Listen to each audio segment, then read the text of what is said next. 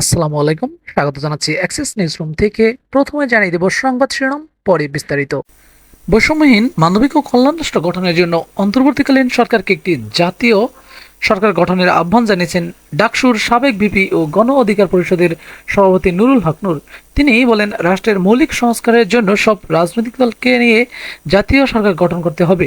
রাষ্ট্রের মৌলিক সংস্কারের জন্য একটি জাতীয় সরকার গঠন না হলে অন্তর্বর্তীকালীন সরকার ব্যর্থ হবে। রাষ্ট্রের মৌলিক সংস্কারের জন্য একটি জাতীয় সরকার গঠন না হলে অন্তর্বর্তীকালীন সরকার ব্যর্থ হবে। গতকাল যুব অধিকার পরিষদের চতুর্থ প্রতিষ্ঠা বার্ষিকী উপলক্ষে আয়োজিত গণ অভ্যুত্থান পরবর্তী তারুণ্য দেশ ভাবনা শীর্ষক আলোচনা সভার প্রধান অতিথির বক্তব্যে তিনি এসব কথা বলেন। ঢাকা বিশ্ববিদ্যালয়ের কেন্দ্রীয় ছাত্র সংসদের সাবেক ভিপি নুরুল হক নূর সহ 7 জনকে রাজধানীর মৎস্য ভবন এলাকা থেকে গ্রেপ্তার করা হয়েছে। আজ রাত 9:15টার দিকে তাদের গ্রেপ্তার করা হয় বলে ঢাকা মেট্রোপলিটন পুলিশের উপকমিশনার ওয়ালিদ হোসেন বিষয়টি নিশ্চিত করেন। তিনি বলেন, নূরের নামে একটি ধর্ষণ মামলা হয়েছে। মৎস্য ভবন এলাকা থেকে নূরসহ মোট 7 জনকে বিক্ষোভরত অবস্থায় গ্রেপ্তার করা হয়।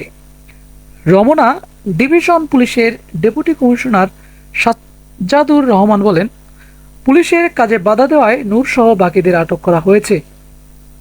এর আগে রাজধানীর লালবাগ থানায় নুরুল হক নূর সহ 6 জনের বিরুদ্ধে একটি ধর্ষণ মামলা করেন ঢাকা বিশ্ববিদ্যালয়ের এক ছাত্রী।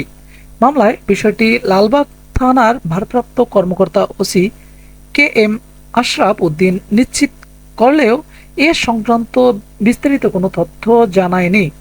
উল্লেখ্য, নূর সরকারি চাকরিতে কোটা সংস্কারের দাবিতে গড়ে ওঠা বাংলাদেশ সাধারণ ছাত্র অধিকার সংরক্ষণ পরিষদের যুগ্ম আহ্বায়ক ছিলেন।